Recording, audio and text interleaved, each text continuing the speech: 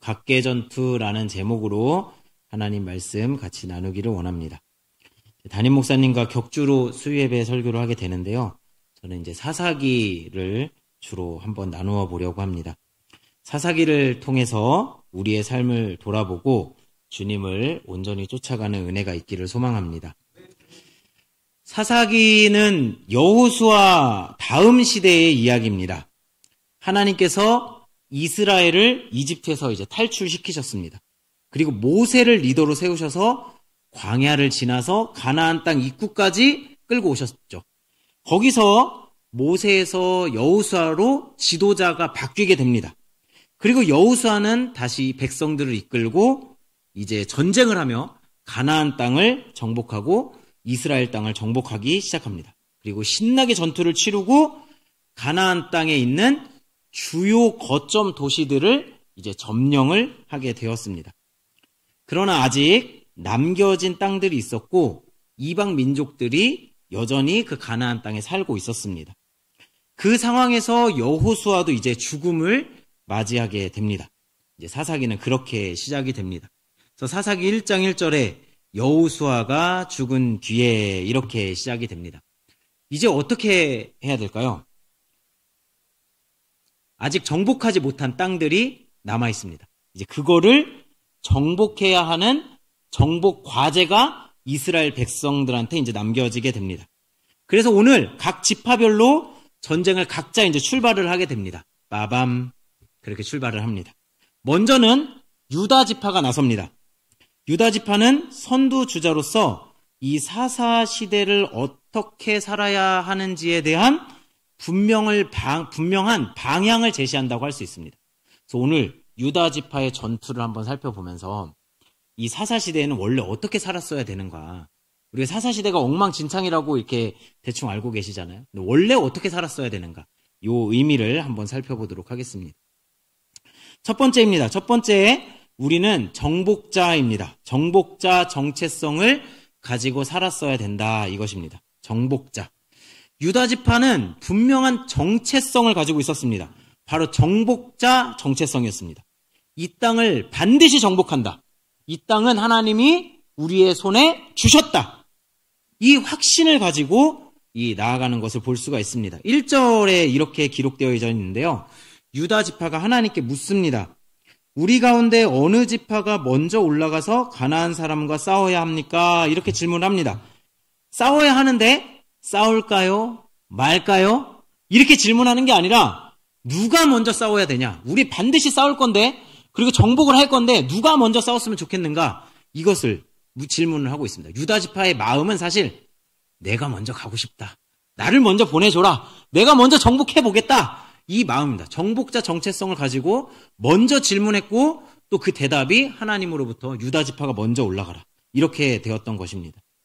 이 남은 땅, 나에게 주신 땅, 이거 내가 분명히 차지하고 만다. 이런 기세가 등등한 유다 지파인 것을 볼 수가 있습니다. 바로 정복자 정체성을 가졌습니다. 그리스도인들은 이런 정복자 정체성을 가지게 됩니다. 왜냐하면 하나님께서 창조할 때부터 이 정체성을 넣어주셨습니다. 창세기 1장 28절에 보면 하나님께서 사람을 창조하실 때부터 정복자 정체성을 주십니다. 하나님이 그들에게 복을 주시며 하나님이 그들에게 이르시되 생육하고 번성하여 땅에 충만하여라. 땅을 정복하여라. 이렇게 명령을 하고 있습니다. 세상을 정복하고 다스릴 권한을 이 그리스도인들에게 주시는 거죠. 그리고 신약 성경에 보면 마태복음 28장 18절에서부터 20절 말씀. 우리 너무 잘 아는 말씀이죠. 지상 명령. 모든 민족에게 복음을 전하라는 그런 정복자 정체성을 우리에게 이렇게 주고 계시는 것입니다. 그런데 사사기에서는 이 정체성이 식어져 가는 것을 사사기서를 이제 보면서 우리가 알 수가 있습니다. 유다 지파는 이런 정체성으로 시작하지만 다른 지파 안에서는 정체성이 무너지는 것입니다. 이것이 사사시대의 문제라고 이제 기록을 하고 있는 것입니다. 그래서 유다 지파가 보여주는 것, 그것은 정복자 정체성이다. 우리도 그걸 가져야 된다. 이것입니다. 두 번째 우리에게 알려주는 것은 끝까지 집요하게입니다. 끝까지 집요하게 정복자 정체성을 가지고 살아라. 이것입니다. 유다 지파는 정복자 정체성을 가지고 사는데 끝까지 집요하게 이것을 해냅니다. 한번 4절 같이 한번 볼까요? 4절 읽어보도록 하겠습니다. 시작. 유다 지파가 싸우러 올라갈 때에 주님께서 가나안 사람과 브리스 사람을 그들의 손에 넘겨주셨으므로 그들은 베색에서 10,000명이나 무찔렀다. 지금 승리를 했습니다. 베색에서 10,000명이나 무찌르는 성과를 거두었습니다. 그런데 6절에 더 쫓아갑니다. 한번 읽겠습니다. 시작. 그들은 아도니 베색을 뒤쫓아가서 사로잡아 그의 엄지손가락과 엄지발가락을 잘라버렸다. 죄송합니다. 제가 버벅대서. 아도니 베색을 죽였는데 그들의 왕 아도니 베색까지 끝까지 추적해서 쫓아간 다음에 엄지발가락과 엄지손가락을 잘라버립니다. 8절에 보면 결국에는 이 아도니 베색의 목을 자르거든요. 근데 굳이 엄지손가락과 엄지발가락을 먼저 잘라내고 그 다음에 목을 또 자릅니다. 이 엄지를 잘랐다라는 것은 여러 가지 의미가 있습니다. 일단은 저희가 최고 할 때 엄지를 많이 쓰지 않습니까? 이 최고, 왕, 이것을 잘라버렸다. 머리를 잘랐다라는 의미와 연결될 수 있습니다. 또 하나는 엄지손가락과 엄지발가락이 잘려지게 되면 전투의 능력을 상실하게 됩니다. 칼을 온전히 잡을 수가 없고 달리기를 할 수가 없습니다. 그렇게 전투 능력을 완전히 상실시켜버리게 만들었다. 이런 의미를 가지고 죽입니다. 그리고 끝까지 추적해서 8절에는 목을 잘라서 이제 죽이게 됩니다. 완전히 끝장냈다는 겁니다. 여호수아와 사사기서에서 이 전투에서 이 완전히 끝장낸다라는 의미는 굉장히 중요합니다. 끝까지 쫓아가서 심판한다. 그래서 여호수아에서는 어른, 남자뿐만 아니라 여자와 어린아이까지 또 그곳에 있는 모든 문화를 말살하는 것을 하라고 하나님께서 직접 명령을 하십니다. 어떻게 보면은 굉장히 잔인한 표현일 수도 있는데 하나님께서는 이것을 심판이라는 관점에서 우리에게 가르쳐주고 있습니다. 이것을 헤렘이라고 표현하는데요. 잔인해 보이긴 하지만 문화를 완전히 제거하는 겁니다. 이 우상 문화, 완전한 하나님의 나라를 세우기 위한 완전한 심판을 하나님께서 본보기로 보여주신다고 우리가 좀 해석해 볼 수가 있습니다. 7절에 그래서 아도니 베색이 7절에 자기 고백을 이렇게 합니다. 같이 한번 7절을 한번 읽어보겠습니다. 시작. 그러자 아도니 베색은 내가 70명이나 되는 왕들의 엄지손가락과 엄지발가락을 잘라내고 나의 식탁 밑에서 부스러기를 주워서 먹게 하였더니 하나님이 내가 한 그대로 나에게 갚으시는구나 하고 탄식하였다. 이렇게 이제 말을 하고 있습니다. 이 아도니 베색이 70명이나 되는 왕을 죽이고 엄지발가락, 엄지손가락 다 잘라내고 그 바닥에 이렇게 하면서 빵 부스러기나 주워 넌 거기나 있어 이렇게 하면서 막 굴욕을 주고 모욕을 주고 이렇게 했습니다. 그것에 대한 완전한 심판을 하고 있다라는 것을 우리가 볼 수 있는 것입니다. 이렇게 우리가 심판하고 정복해야 되는 정체성 앞에서 그런 정신에서 물러나기 시작하면서 사사기 안에 문제가 발생하기 시작합니다. 유다 지파는 이것을 완벽한 심판으로 추구해서 끝까지 쫓아가 추격을 했는데 이제 다른 지파들은 그것에서 한 발자국 물러서기 시작합니다. 다른 지파의 전투가 1장 27절, 28절에 이렇게 기록되어져 있습니다. 여기도 한번 같이 한번 읽어보겠습니다. 자, 시작. 므낫세 지파가 벳산과 그 주변 마을들과 다아낙과 그 주변 마을들과 돌과 그 주변 마을들과 이블르안과 그 주변 마을들과 무깃도와 그 주변 마을들에 사는 주민을 몰아내지 못하였으므로 가나안 사람들은 그 땅에서 살기로 마음을 굳혔다. 완전히 심판하고 끝까지 추격하지 않으면 우리의 건너편에 있는 그 상대 대적이 마음을 굳히고 아예 우리 안에서 주저앉아서 살기 시작한다라는 것. 이것을 가르쳐주고 있습니다. 그래서 사사기 시대 전체가 문제로 가득 차게 되는 것이라고 이렇게 가르쳐주고 있는 것이죠. 다른 지파들도 그러했지만 유다 지파는 끝까지 집요하게 정복자의 정체성을 살아내고 있습니다. 계속해서 1장 9절로 한번 가보겠습니다. 9절에 가면은 이제 계속 싸웁니다. 그리고 10절은 같이 한번 읽어보겠습니다. 10절 시작. 또 유다 자손은 헤브론에 사는 가나안 사람을 쳤다. 헤브론은 전에 기럇 아르바라고 불리던 곳이다. 거기에서 그들은 세세와 아히만과 달메를 무찔렀다. 세세와 아히만과 달메를 무찔렀다. 얘네들 누굴까요? 혹시 어디 나오는 사람인지 아시나요? 이 사람들은 아낙의 세 좌손입니다. 20절에 그렇게 표기가 되어 있습니다. 이 성경은 여기에 2번 이렇게 기록되어져 있고 또 여호수아서에도 기록되어져 있습니다. 되게 중요하다는 거죠. 어디에 나오냐면 이 세세와 아히만과 달메가 민수기 13장에 나옵니다. 민수기 13장 하면 떠오르는 그 장면이 혹시 있으신가요? 민수기 13장. 중요한 국면입니다. 이 이스라엘 백성들이 가데스 바네아라는 곳에 가서 12명의 정탐꾼을 보냅니다. 가나안 땅으로. 정탐하고 돌아와. 그랬더니 정탐꾼들이 가서 봤더니 거기 아낙의 세 자손의 종족들, 세세와 아히만과 달메 종족들이 있는 겁니다. 그 아낙 자손을 보고서 우리는 메뚜기 같아. 우리는 도저히 여기를 정복할 수가 없어. 이렇게 해서 이스라엘 백성들이 심판을 받고 40년을 방황하다가 죽게 되는 사건이 일어나게 되는 거죠. 얘네 세세 아히만 달메한테 완전히 쫄았던 것입니다. 혹시 쫄았다는 말 쓰면 안 됐나요? 완전히 이제 마음이 쪼그라드는 거죠. 완전히 이렇게 됐었던 겁니다. 근데요, 유다 지파의 대장이면서 12 정탐꾼의 한 명이었던 아주 유명한 사람 한 사람이 있습니다. 누굴까요? 갈렙, 맞습니다. 갈렙은 이때부터 이를 갈고 있었습니다. 정탐 때부터 얘네들은 밥인데 왜 정복을 못하는 거야? 그러면서 40년을 방황하는 그 세월, 또 지금까지 세월을 보면 한 50년 정도 지났겠죠? 갈렙은 완전히 할아버지가 되어 있을 것입니다. 그러나 우리가 마음이 쪼그라들어서 광야에서 다 죽었다. 그렇지만 이날을 내가 기다렸다. 복수할 날. 우리 이스라엘 백성들이 마음이 쫄렸지만 너희들 내가 정복하고 만다. 오늘 그 원수를 갚는 날이다. 그렇게 하고 이 끝까지 쫓아가서 이 세세와 아히만과 달메를 처단하는 집요한 갈렙과 유다 지파의 모습을 보여주고 있는 것입니다. 정복자 정체성과 이 집요함이 유다 지파를 승리로 이끌고 있는 것입니다. 정복자 정체성과 집요함, 이것이 사사기 시대 전체로 흘러갔어야 하는 그런 정신이라고 이제 유다 지파를 통해서 가르쳐주고 있는 것입니다. 또 하나, 이제 세 번째입니다. 세 번째, 이 전쟁은 각계 전투라고 합니다. 각계 전투. 정복자 정신을 가지고 집요하게 해내야 되는데 이것이 각계 전투다. 혹시 각계 전투 아시나요? 훈련은 전투다. 각계 전투.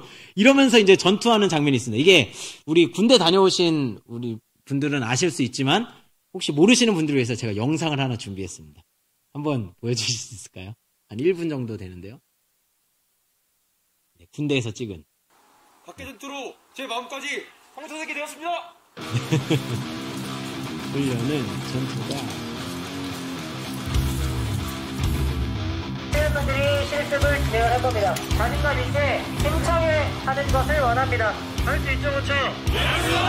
엄폐물을 기준으로 이동하고 엄폐하는 거 이런 거 배웠습니다. 얼마나 안전하게 장애물을 개척을 해서 목표 지역까지 이동하느냐 그런 거를 중점으로 보면 되겠습니다. 주먹! 장애물까지 약진 앞으로! 약진 앞으로!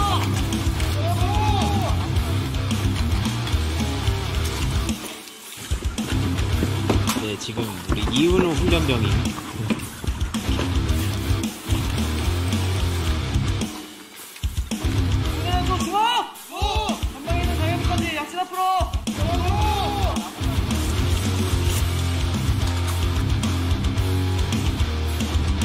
동일하게 이동합니다. 알겠죠? 알겠습니다. 대장 쪽 주먹! 건강해 보이는 장면까지 약진 앞으로! 약진 앞으로!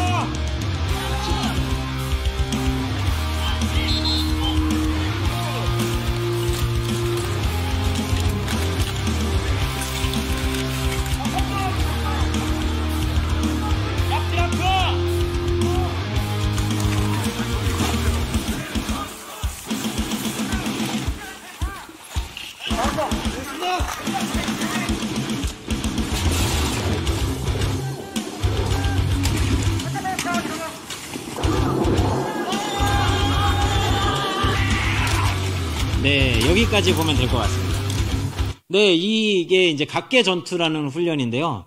우리 얼마 전에 이제 그 군대에서 훈련받았던 황동우 형제도 이 훈련을 받았을 때 제일 힘들었다고 이제 얘기를 했습니다. 황동우 형제가 그 발목이 굉장히 안 좋거든요. 근데 그런데도 불구하고 이런 거친 훈련을 잘 받고 이제 왔습니다. 그리고 이제 우리 입대한 이은우 형제도 이제 곧 받게 될 훈련인데요.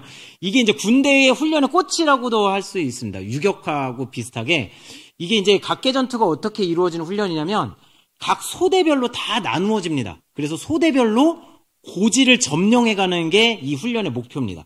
그래서 각계 소대별로 각자 전투한다. 그래서 각계 전투죠.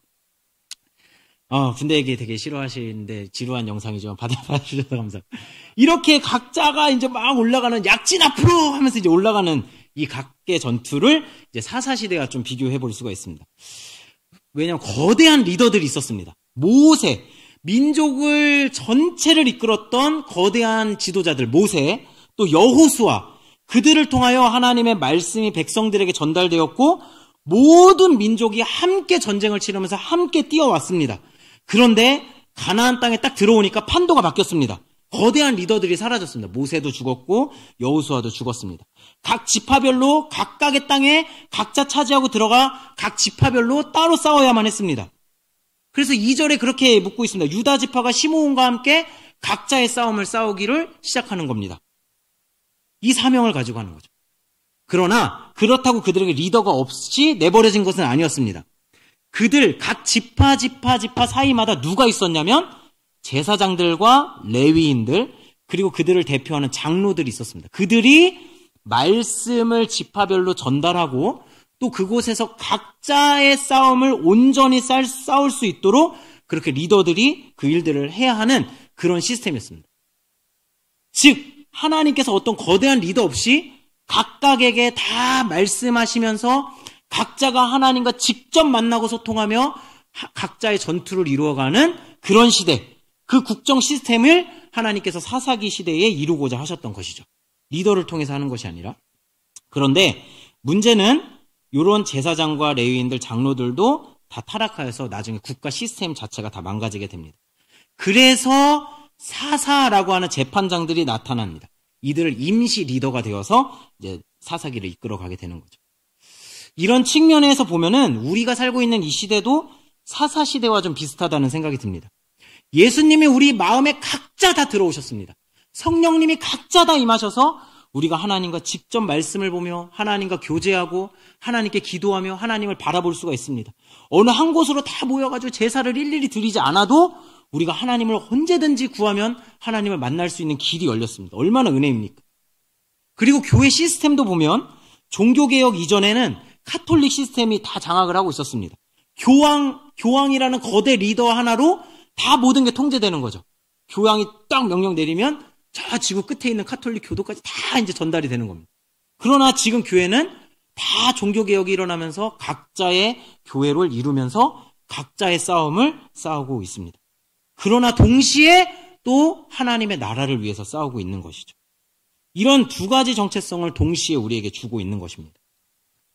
우리가 그리스도인 전체가 가진 하나님의 나라, 또 민족, 전 세계를 복음화하는 일, 그거와 동시에 우리도 각자의 사명, 각자의 싸움 아래에 각자가 있다라는 것을 우리가 기억해야 될 필요가 있습니다. 목장에서, 또 가정에서, 직장에서, 또 학교에서, 또 더 깊이 들어가면 가정 안에서의 남편으로서, 또 아내로서, 또 사장으로서, 직원으로서, 학생으로서, 가르치는 자로서, 더 깊이 들어가면 내 내면 안에서 또 죄와의 싸움, 또 누군가 밝힐 수 없는 은밀한 싸움, 이런 각자만이 가지고 있는 그런 싸움들이 있다. 이것을 우리에게 말해주고 있는 것입니다. 독립적인 개체로서의 싸움. 여기서 우리는 하나님과 승부를 봐야 됩니다. 그냥 마치 거대한 물결에 흘러가듯이 흘러가 버리면 안 됩니다.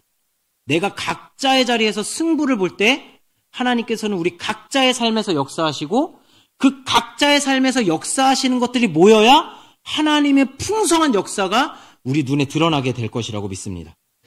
이 독립성이 인정이 안 되면 결국에는 남 탓을 하게 됩니다. 남편 탓을 하고 아내 탓을 하고 애들 탓을 하게 되고 상황 탓을 하게 됩니다. 이 각자의 싸움에서 승부를 보지 못하면 이래서 안 되고 저래서 안 되고 사사기 내내 그렇습니다. 철병거 때문에 안 되고 뭐 때문에 안 되고 쟤들이 강해서 안 되고 이것 때문에 안 되고 저것 때문에 안 되고 우리가 각자의 자리에서 하나님과 승부를 가지고 결판을 내야 되는 것입니다. 제가 그런 적이 있거든요.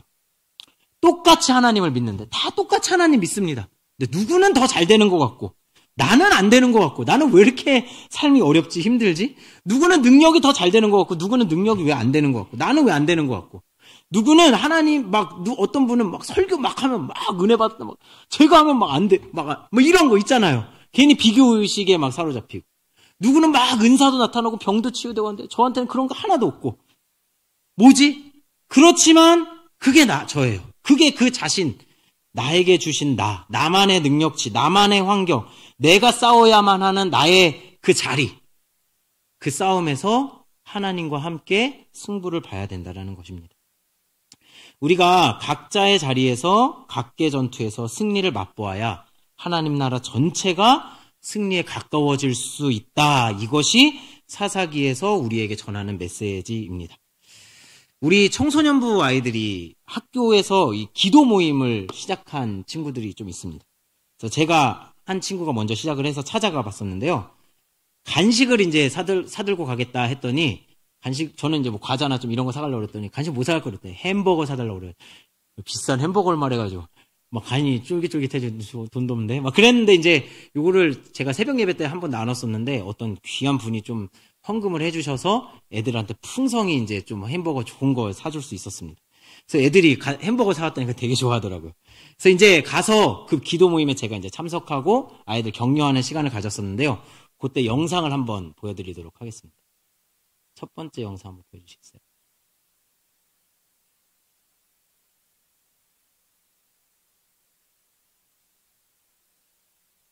안 열리나요? 아, 됐다. 여기 이제 아이들이 이제 큐티하고 기도하는 말씀이 있습니다. 선생님 다시 우리로 갑니다. 교주님께서 가모라 내리는 낙해라고 말씀하셨습니다. 네, 뭐 이렇게 이제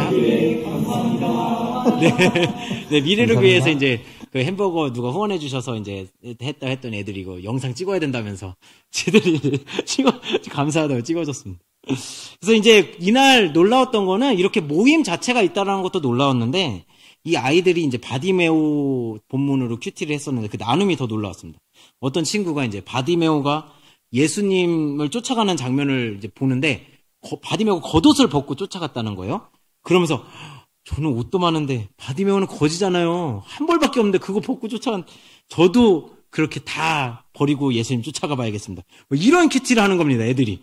놀랐습니다. 그리고 또 어떤 학생은 바디메오가 소리를 지르면서 예수님 부르짖는데 그때 주변에서 못 부르게 하잖아요. 그러니까 바디메오가 더 크게 부르는데 저도 방해가 있을 수 있지만 더 주님 붙들고 뚫고 나가야겠어요. 막 이렇게 큐티를 하는 겁니다. 그래서 막 은혜가 됐습니다. 저도. 그래서 얘네들이 이제 12명이 모였는데 제가 막 야 니네 12제자 같다 이렇게 얘기했습니다. 그날 근데 한 명이 더 왔어요. 13번째. 그래서 너는 바울 같다면서. 근데 걔가 처음 오네요. 처음 오는데 처음 온 친구인데 얘가 막 마지막으로 이제 나누는데 자기가 이런 얘기를 하는 겁니다. 자기는 최근에 너무 외로웠대. 교회 간 지도 얼마 안 됐고, 그래서 이제 나눌 곳이 없어서 이제 여기 친구가 초대해서 왔는데, 갑자기 막 초대해서 왔는데, 막 나눌 곳이 있어서 막 감정이 북받쳐 오르다 막 이렇게 우는 거예요, 애가. 그 자리에서. 그래가지고, 그러니까 애들이 주변에서 막, 왜 울어? 말을 하지, 말을 하지. 그러면서 막 때려. 막 때린 다음에, 우리 같이 기도하자. 이렇게 하고서 기도하는데, 그 장면이 너무너무 감동적이었어요. 우리, 최준서 학생이 있는 남일고에 이렇게 아이들이 이제 모여 있습니다. 그래서 우리가 이렇게 같이 이렇게 하고 있습니다. 지금 또 우리 청소년부의 한 명이 또 학교에서 기도 모임을 만들려고 이제 도전 중에 있습니다. 지금 몇 명이 모였다고 하고 그걸 이제 지속시켜 가려고 하는데 저 또 나중에 한번 방문해 보려고 합니다. 우리가 다음 세대를 위해서 기도하고 있는데요. 아이들이 자라나고 있습니다. 그들이 삶의 현장에서 이 아이들도 우리가 걱정하는 아이들도 각계 전투를 치르고 있습니다. 학교에서, 가정에서 자기가 어떻게든 살아보려고 큐티하고 나누고 애를 쓰고 있습니다. 또 지난주에 우리 산성기도회에서 한 목련님이 유학생 섬김 간증을 해주셨는데 그것도 너무너무 감동이 되었습니다. 자세한 이야기는 나중에 해주실 거라 믿지만 네, 하여튼 경찰서까지 유학생 찾아가가지고 막 도와주고 섬긴 이야기, 그런 이야기들 굉장히 감동이 되었습니다. 우리가 각자의 자리에서 다 고군분투하고 각계 전투를 치르고 있다라고 믿고 그렇게 보고 있습니다. 우리가 오늘 이런 기도를 같이 해나가면서 우리의 마음을 한번 돌아봤으면 좋겠습니다. 이제 마무리할 건데요. 찬양팀 반주 좀 해주셨으면 좋겠습니다. 우리가 기도할 때에 우리 마음이 정복자 정체성이 다시 좀 회복되었으면 좋겠습니다. 우리가 어느새 삶을 살아가다 보면 좀 때로는 너무 편안하고 일상적이어서 때로는 그 정체성을 때로는 잊어버리고 그냥 삶에 녹아져서 살아갈 때가 있는 것 같습니다. 하지만 우리가 정체성을 회복하고 또 집요하게 끝까지 각계 전투를 치를 수 있도록